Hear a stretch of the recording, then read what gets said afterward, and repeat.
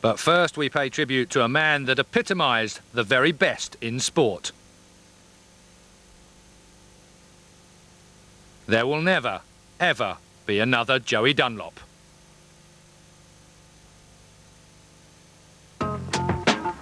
This is the view high above Silverstone in Northamptonshire. The track's owned by the British Racing Drivers Club and is rarely used for motorcycles.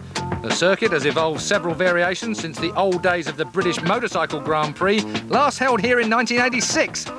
Today, the competition is over the international course. We join James Toseland of the Demon Vimto Honda team for a lap of the track. This is a start and finish straight. You get to fifth gear, you don't get to top gear down here, the straight isn't long enough. I'm using third into the first corner. It's a real fast apex as you're going in. There's not that many overtaking places around here because it's really fast and flowing. One corner leads into the next, so you've got to be really smooth and precise with what your lines. This is one of the fastest corners really going into here. You're on the brakes at this point, and then as soon as you can sit the bike up in a straight line, you can brake heavily for this next tight right-hander.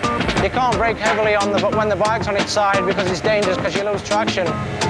As you're coming out of here, you've got to watch the front because you're really pushing the front coming out of that area.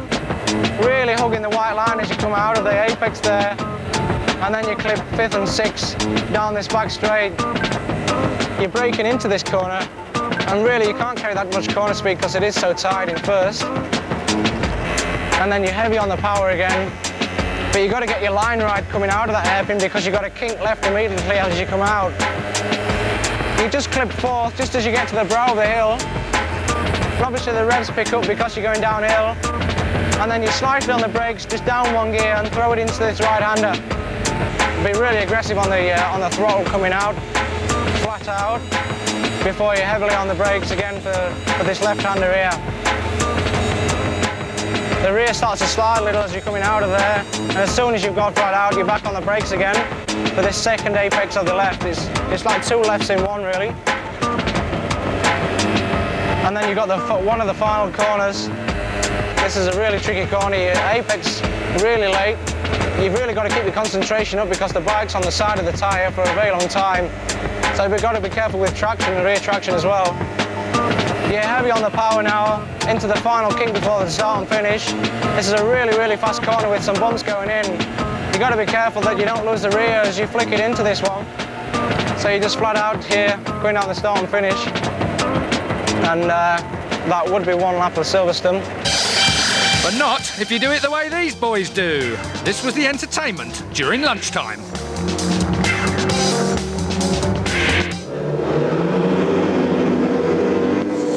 The real entertainment, though, is over the 2.25-mile international circuit. In the Superstocks and just edging onto the front row was Christopher Mewland. His teammate in the Sanyo First National Honda squad did better.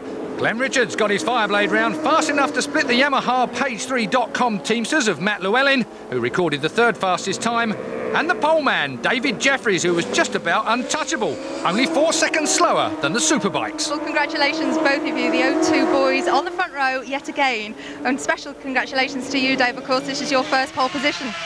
Yeah, I'm really pleased with it. The O2 plus Page3.com team's working well. I mean, we thought that the Fireblades might have a bit of an advantage here with it being a slightly twistier circuit, but once again we've proved we can do it. I mean, it is my first pole position, which I'm over the moon with, and I just hope I can turn it into a race win from that. Matt, quite a few changes to the settings in between qualifying there. What have you been up to? Just messing with tyres, really. Ran a soft compound tyre towards the end and a little bit too soft, really, too many laps on it, but we've got a good race set up now, so should be good tomorrow. If you detected relief in their voices, it was probably because of Kawasaki's announcement. No Steve Plater this week. Well, Steve Plater, after the success you've had, it's a real shame because I thought you're odds on to win here at Silverstone, but you're not taking part in the Superstock.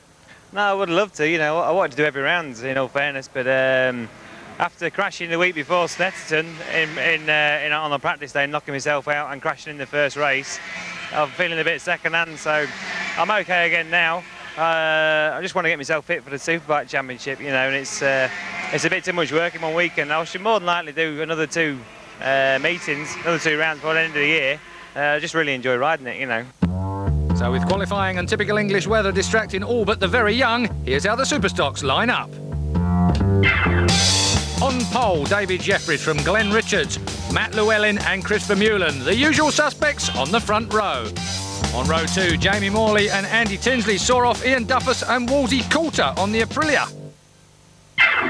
Row 3, Steve Brogan, Gary Mason, Ron Haslam, yes, the Ron Haslam, Jaco Chapman. Then on row 4, James Ellison, Gus Scott, Ronnie Smith and Ian Campbell.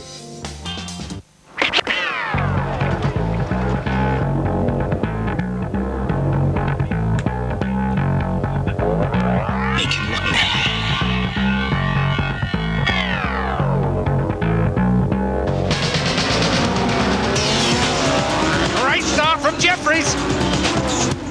Oh, that's a massive crash there. Right on the start line. Red flag. Fire. 16 laps for the new race.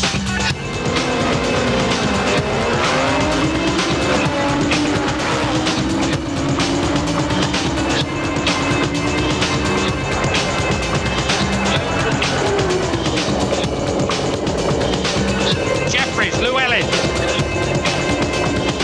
Oh, Vermeulen sits up. That's going to give Richards a charge. Yes, and Richards grabs the lead. Glenn Richards is absolutely special from Chris Vermeulen. Then it's Jeffries from Llewellyn. 2 Hondas versus 2 Yamahas.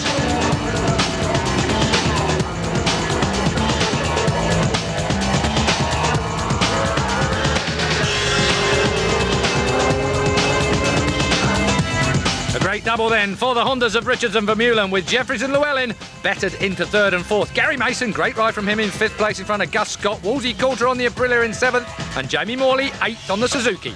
And in the championship, it is the Hondas closing in on the Yamahas of Llewellyn and Jeffries. Rob Frost is still 5th, Andy Tinsley 6th, Steve Brogan in 7th and Steve Plater 8th, but not riding today. Seemed to be an issue of tyres though. You couldn't catch those Honda guys out there, could you? No, initially when they had the first start, I thought Chris got away and I thought I might be able to stay with him. Then when we had the restart, Chris and Glenn just went, and I just thought, whoo, they've gone.